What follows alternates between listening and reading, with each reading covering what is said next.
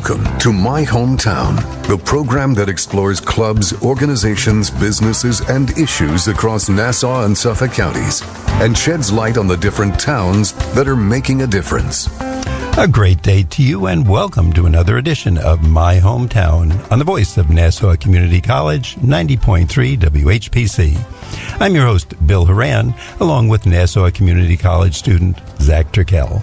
Our special guest today is Frank Scalese, General Agent of Blue Ocean Wealth Solutions, a member of the MassMutual Financial Group.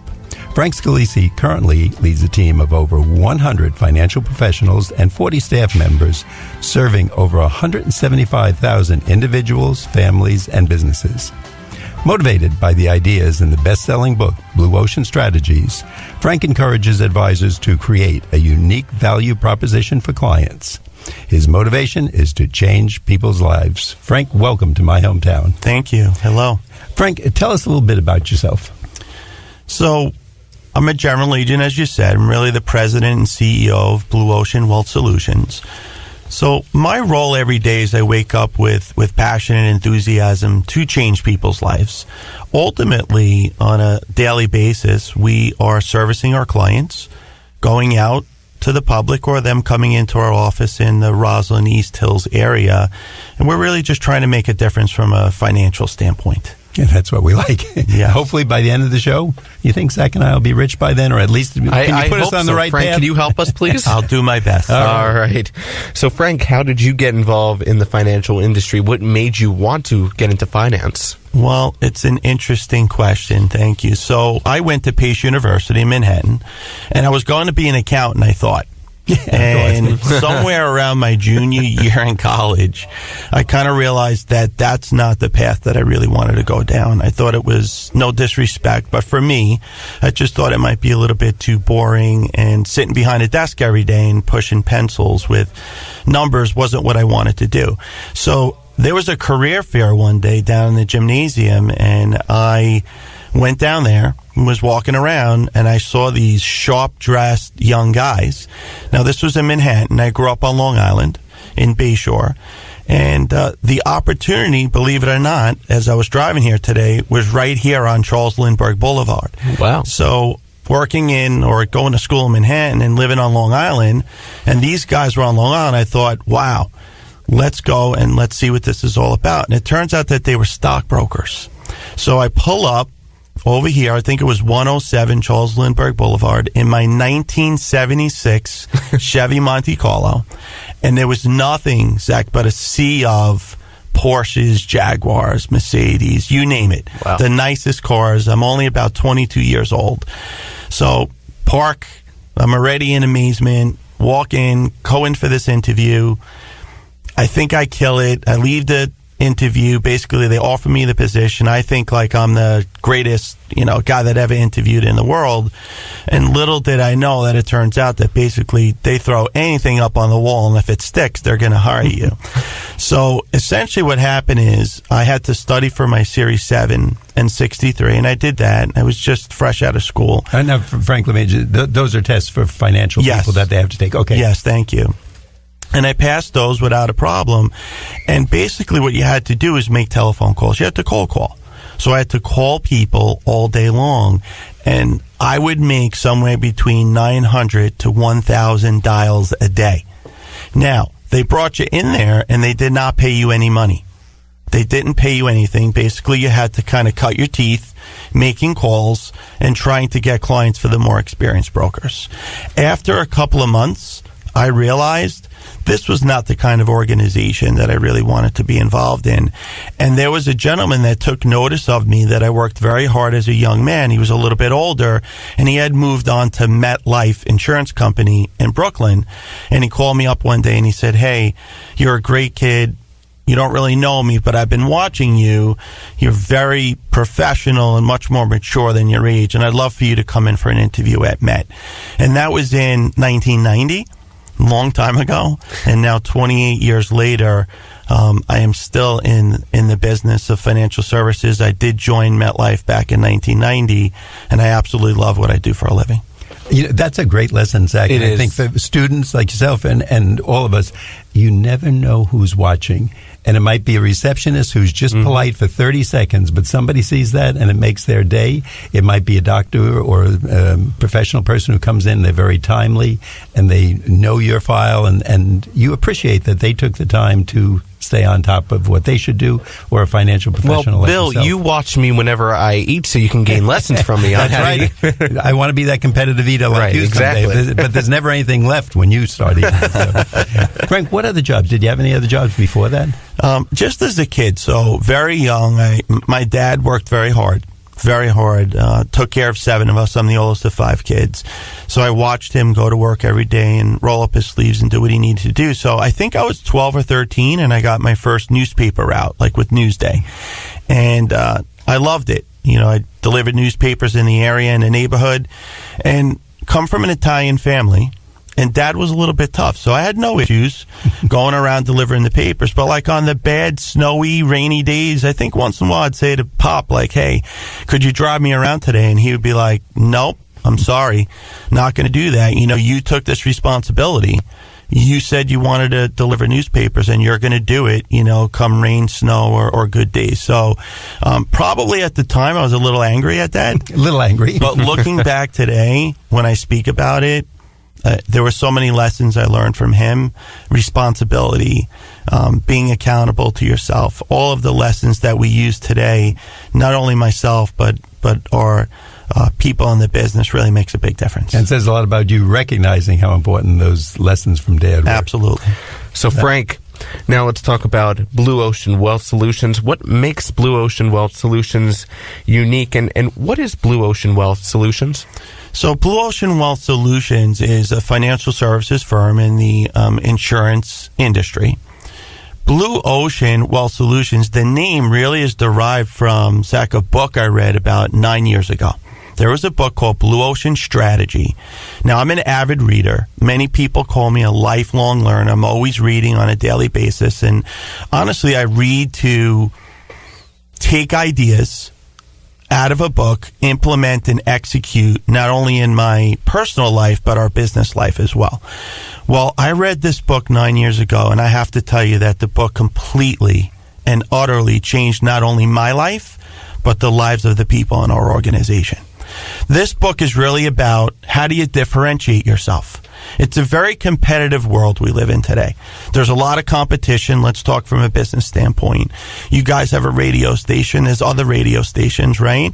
So how do you get ahead of, or maybe even eliminate your competition? So what this book really talks about are strategies that you could implement and try to execute on to do that. So unfortunately, what most people do in business and in life is we swim in what we call red oceans, where we're all fighting for the same customer or the same client or the same business. And no one really creates this unique skill set or a reason why a client would rather do business with you than your competition. Well, if you could blue ocean yourself, if you will, and if you could visualize this, where you're kind of swimming out of those red, murky waters and creating your own blue ocean space, you really can genuinely greatly reduce or maybe even eliminate your competition. And that, Zach, is really, that book put me on this road of just everything about us was creating these blue ocean opportunities. Zach's already. I'm actually getting really interested, Frank. There's no food left, so when he's eating, so that's interesting. So the Blue Ocean Strategy, and that's where you took the name from. Yes, and for your company. Now, Frank, talking about that, I think you have a lot of people interested. So if someone's hearing this and they have some maybe, I don't want to say financial problems, but they've financial questions may be the better approach. Yes. How would they get in touch with you or your organization? Okay, so 2 ways. One is they could visit. We have a beautiful website, which is blueocean.us.com. Okay, blueocean.us.com. Yes. And we'll give that again later in the show if someone's driving. We don't want them to crash. Yes. Or if they feel they want to reach out to me personally, they could do that as well. My email address is fscalese, SCALESE, at blueocean.us.com. And Frank's a really nice guy. At least I'm assessing him that way, and I think Zach would say the same thing. Definitely. So you want to talk to someone, I think he would be a good person to talk to and maybe get you started with Blue Ocean and maybe make you wealthy, too, in the meantime. So that's the way to go. Now, you talked about the company culture. What does that mean to people? What's different about that? Okay, so what's different, really simple, is we run it as a family. We spend more time, in most cases, with our coworkers than we do with our own family members. So it's your family away from your family, right? So my culture is one of caring, respect. So we have 4 values we live by, and we live this every day. One is to say please and thank you. So it's really about being a nice person. Give respect, get respect. 2 is to respect people's time, so I call it to be on time. Be 15 minutes early. Don't show up on time. Don't show up late. Respect not only your time, but the people that you're dealing with. Our 3rd value is to always finish what you start. How many people start a book and never finish it? Or start a project and don't finish it? Or start to go to the gym or don't finish it?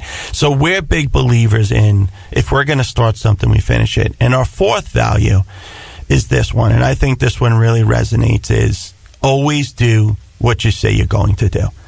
So we believe that if you could live by these 4 values, and this is the way we run our organization, and by the way, guys, this is the way my wife and I have raised our children. I truly believe from the bottom of my heart that if you could aspire and live to those 4 values, that not only can you be a great success in your business, but I think that we were all put on this earth to make a difference. And I think if you could live by those values, that you'll make a difference in life. You know, Frank, I'll certainly tell you, I notice in stores I go in and I'm paying for something, whether it's a quart of milk or, a full load of groceries. As they hand it to me, I'll say thank you. I'm paying their salary, in effect.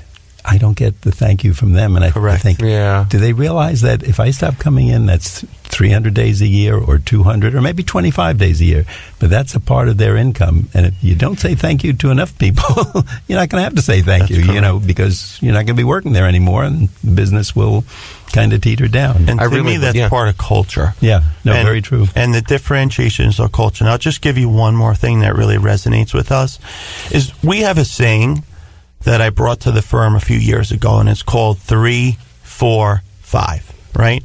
So I'll ask you guys, what 3 words in any language in the world would be universal from an emotional standpoint? What 3 words could you say to your spouse, your kids, your brother, your sister, right? Those 3 words are, I love you. That's what I was thinking. I was thinking that too. Okay? We're pretty smart. So you guys are great. So it's I love you, right? So we have this saying. So 3 words, I love you.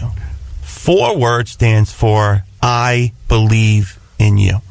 And 5 words is I am proud of you.